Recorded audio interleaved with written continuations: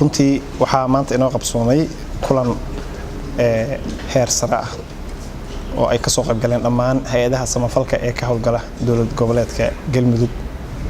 kulankan qabsoomidiisa wasaaradda humanitarianka Galmudug horay ay u baahisay. runtii waa inoo qabsoomay, wuxuu u qabsoomay sidii aan u qorsheynay. ayaa Rabbi subxaanahu wa ta'aala inuu suurtageliyay inuu qabsoomo.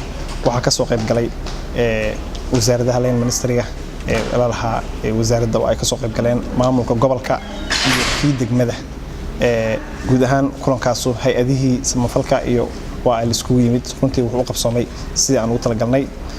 waxyaabihii kulanka looga hadlayay oo ajendaha runtii waxa kamid ahaa runtii in maamulaadka iyo hay'adaha samafalku ay maaragtay ay iska update gareeyaan xaaladaha jiilaalka adag ee ka jira runtii dowlad goboleedka Galmudug degmooyinkiisa iyo deegaanadiisa kala duwan oo runtii meelaha qaar aan ognahay xaalado inay ka dhaceen maaragtay adag meelaha qaarna ay dhacday si hordhaca in shaqooyinku ay uga socdaan. runtii waxyaabaha lagu la fuqray kulanka waxa kamid ah dhacdooyinka meelaha qaar ka dhacay sida Xaraale Gurceel oo runtii xarunta weyn ee Badar runtii aad garanaysaan oo dab uu qabsaday. runtii wasaaradda humanitarianka arrinka waa ay ka soo hadashay. dhinaca kale wasiirka ayaa waxa uu xusay in la faray hay'adaha samafalka in xarumahooda ay ka furtaan magaalada Dhuusamareeb ee caasimadda dowlad goboleedka Galmudug si ay u fududaato wada shaqaynta wasaaradda iyo hay'adaha kala dhexaysa hay'adaha samafalka. runtii taas hadii la waayay bedelkeeda in la helo gurmad in la sameeyo. meelihii musiibooyin ay ka jiraan arrinkaas oo kale musiibo lagu tilmaami karaa. runtii waxyaabaha aan kulanka ku soo qaadnay waxa ku jiray in degmooyinka Galmudug guud ahaan aad ogtihiin in aysan ka jirinin marka abaaruhu ay dhacaan in aysan jirin runtii qayladaan inta la sameeyo in la gurmado oo wax la raadiyo. runtii ma ahane wax nooga sii meel yaalay oo isaro oo kale oo runtii si emergency ah aan ugu baxsano in aysan jirinin. runtii waxyaabaha dhalilaha bay kamid ahaayeen laakiin waxa kulanka runtii lagu soo qaaday oo lagu adkeeyo la isku faray in la helo hada kadib runtii laga helo caasimadda oo ay jiraan istoorada sida WFP hay'adaha midka loo diray oo lagu la faray.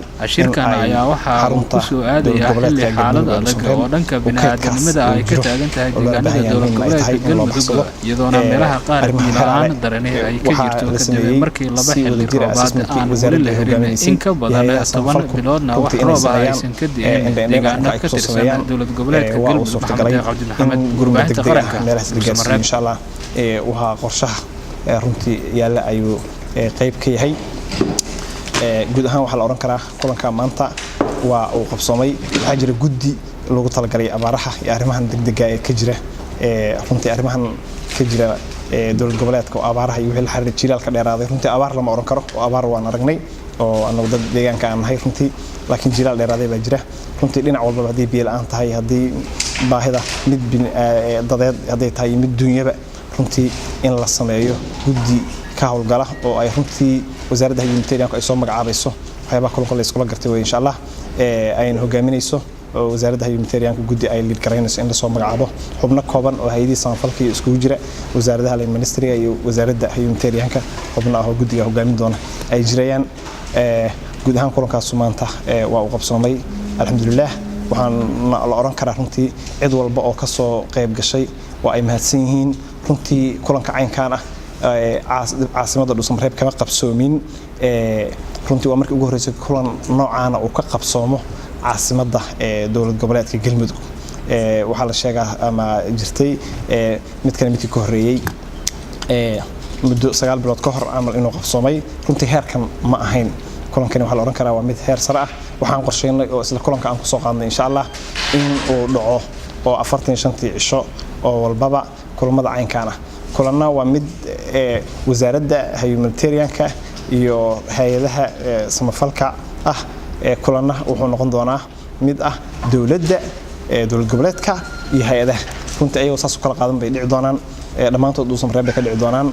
waxa sidoo kale hay'adaha samafalka dhamaantood la faray hadii yihiin NGO maxalli ah hadii yihiin kuwa international ah waxa la faray inay xarumahooda keensadaan caasimadda Dhuusamareeb ee Galmudug. waa nidaam صح وأمني ma ahan degmo walba oo kamid ah galmudug in maaragtay markii la isku yimaado qolo walba xarun dhexe iyo ay meel kale maaragtay loo aado runtii saxmaahan dhammaan xarumaha waaweyn ee hay'adaha ka howlgala galmudug waxaa la faray inay keenaan ay soo degaan caasimadda dowlad goboleedka galmudug ee Dhuusamareeb aysan dhacayn sidii kala shaqayntii iyo qolo waliba sida ay jeceshahay inay kaga shaqeyso galmudug runtii ma jiri doonto waxaa jira system kala shaqayn ah ama isgarabyac ah oo ka jira dowlad goboleedka galmudug runtii cidii systemkan dawliga walba waxaa la faray cid walba inay si sax ah ay u hoggaansanto maanta kama jiro galmudug isgarabyac maamulad maaragtay isgarabyacaya shaqooyin isku garab socda ama wasiiro ama runtii ama gudoomiyaal guud ahaan kama jiraan waxaa ka shaqeeya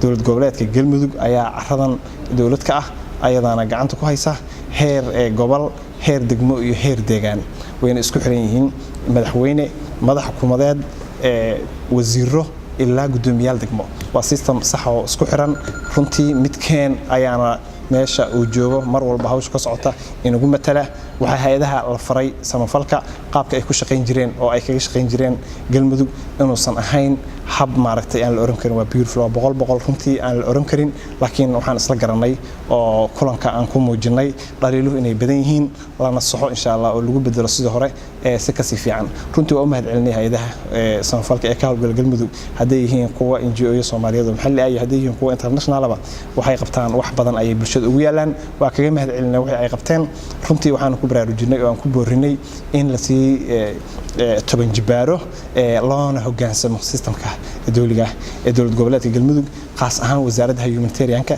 in lala shaqeeyo loola shaqeeyana si toos ah leexleexna uusan jirayn wixii la soo maray oo qaladaad ah ee wada shaqeynta dhankeeda ah waa la soo maray wixii la soo qaban karay oo qaabkaas lagu soo qabtay waa lagu soo qabtay la iskuma haysto cidna laguma dhibaateyn laguma dacweyn laakiin insha Allah from now waxaan isla garanay in loo shaqeeyo si legal ah wa maasantiin wa salaamu alaykum wa rahmatullahi wa barakatuh